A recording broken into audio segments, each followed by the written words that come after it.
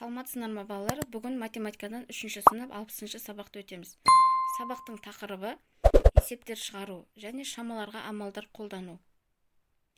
Бірінші тапсырма: есептерді шығар. 3 кіші шатырға 4 саяхатшыдан және тағы да 2 шатырға 6 саяхатшыдан орналасты. Шатырға барлығы қанша саяхатшы орналасты?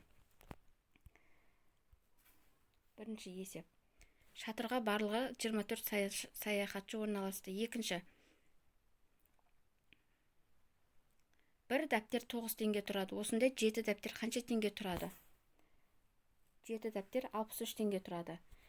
Үшінші: 6 дәптерге 48 теңге төленді. Осындай 8 дәптерге қанша теңге төлеу қажет? 8 дәптерге 64 теңге төлеу қажет. Әрқайсысында 7 данадан 8 қорап шырша ойыншығын және тағы 12 ойыншық сатып алынды. Барлығы қанша шырша ойыншығы сатып алынды? Барлығы 68 ойыншық сатып алынды. Ауылда бір жылдың ішінде 8 үй салынды. Бұл өткен жылмен салыстырғанда 2 есе артық. 2 жылдың ішінде барлығы қанша үй салынды?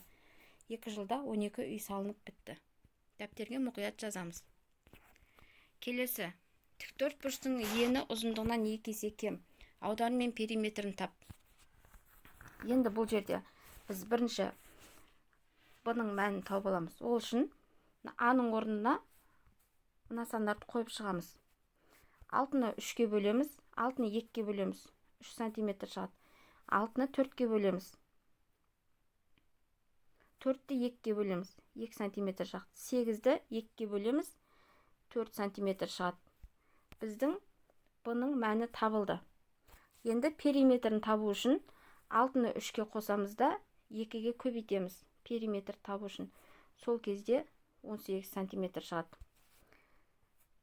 4-ті 2-ге қосамыз, 4-ті 2-ге қосамыз және 2-ге көбейтеміз. 12 см шығады. 8-ді 4-ке қосамыз, 2-ге көбейтеміз. 24 см шығады. Ауданын табу үшін 6-ны 3-ке көбейтеміз. 18 см квадрат. 4-ті 2-ке көбейтеміз. 8 см квадрат. 8-ді 4-ке көбейтеміз. 32 см квадрат. 32 см квадрат. Келесі есепке қараймыз. Мирас тапсырмаларды 45 минутта орындады. Сол уақыттың 5/1 бөлігінде ол есеп шығарды. Мирас қанша уақыт есеп шығарды? Қалған тапсырмаларды Мирас қанша уақыт орындады? 9 минут есеп шығарды, 36 минут қалған тапсырмаларды орындады. Мирас теңдеуді 7 минутта шығарды. Бұл математика тапсырмаларын барлығын орындауға кеткен уақыттың жартысы. Мирас тапсырмаларды қанша уақытта орындады? 14 минутта барлық тапсырманы орындап шықты. Келесі есепте 9 центнерді килограммға айналдыратын болсақ, 900-ден 185 аламыз, 715 килограмм. 8 центнер қосу 200 килограмм. 8 центнерде 800 килограмм болады, яғни 1000 килограмм. 1000 килограмм. Бір тәулікте 24 сағат болады. 24-тен 16 аламыз, 8 сағат қалады. 290 килограмм қосу 7 центнер. Центнер килограммға айналдыратын болсақ 700, яғни 990 болады.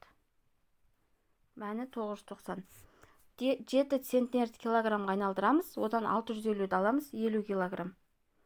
Екінші есептің мәні 50 килограмм. 2 сағат қосу 120 минут. 2 сағатта 120-ға 120 қосамыз, 240. 10 дециметр минус 26 дециметр. Яғни 100 дециметрден 26 аламыз, 74. 15 дециметрде 150 сантиметр болады. Айырма 50 сантиметр, яғни 100 сантиметр. 2 сағат алу 90 минут. 2 сағатта 120 минут болады. 120-дан 90-ды аламыз, 30 минут. Мына жеріміз 30 болады. Келесі тапсырма.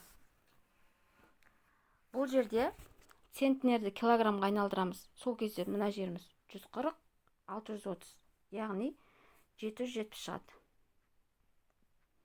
770 килограмм. 1 центнерден, яғни 1000-нан 640-ты аламыз. 60 килограмм. 60 килограмм. 700 центнерден 600 килограммды аламыз. Бұл жерде 100 шығады мәні. 100. 3 центнер қосу 55 килограмм. 3 центнерде 300 килограмм болады, яғни 355. 355. 1000 килограмм алу 1 центнер. Яғни бұл жерде 1000-нан 100 аламыз. 900 шығады. Енді 3 килограмм көбейту 3 килограмм. 9 килограмм. 18 килограмм. Мына жеріміз 6-ны 2-ге бөлеміз. 3 литр. Мына жер 12 центнер. Келесі 900 килограмм алу 9 центнер. Яғни 9 центнер килограммға айналдыратын болсақ 900. Бұл жер 0 болады. Тура теңдіктер мен теңсіздіктерді көшіріп жаз. 48 сағат 2 тәулік. 2 тәулікте 48 сағат екеуі тең болады.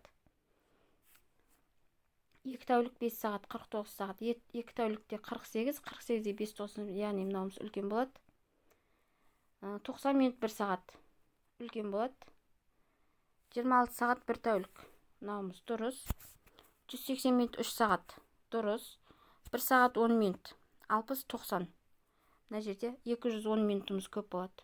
170 минут 3 сағат 10 минут. 3 сағатта 180-190. Дұрыс. 2 сағат 110 минут. 2 сағатта 120 минут болады. Яғни мынауымыз дұрыс. Келесі.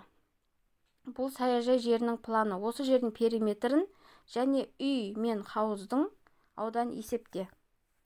Бұл жерде үйіміз Y, хауыз X. Және мына толық жердің периметрі. Біріншіде 80 сантиметр квадрат, 80 метр. Екіншіде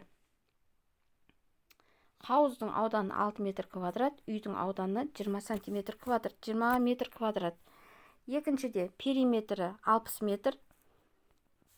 Ауданы. Хауыздың ауданы 4 метр квадрат, үйдің ауданы 25 метр квадрат. Келесі дастан Айдос Самат тақтаның алдында тұр. Айдос екеуінің ортасында тұр. Айдосты орнынан жылжытпай қалай шетіне шығаруға болады? Бұл жерде логикалық есеп. Дастан Айдос Самат тақтаның алдында тұр. Енді Айдосты орнынан жылжытпай қалай шетіне шығаруға болады? Ол үшін Дастанды мына шетке шығарамыз. Дастан. Айдос орнында тұр. Енді тағы бір вариант. Саматты мына шетке шығарамыз. Дастан ортада қалады. Яғни Айдос орнынан жылжыған жоқ. Бүгінгі сабақ осымен аяқталды. Каналға тіркеліп қойыңыздар. Сау болыңыздар.